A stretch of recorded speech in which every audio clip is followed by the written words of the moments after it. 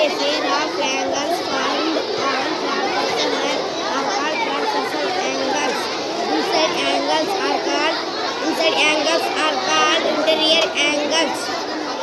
Angle 3, angle 4, angle 5, angle 6 are interior angles. Outside angles are called exterior angles. Angle 1, angle 2, angle 7, angle 8 are exterior angles. Same side angles are called corresponding angles.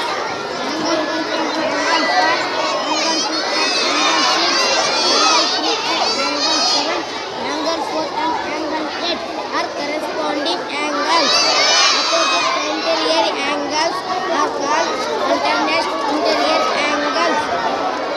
Angle 3 and angle 5, angle 3 and angle 6, angle 4 and angle 5 are alternate interior angles.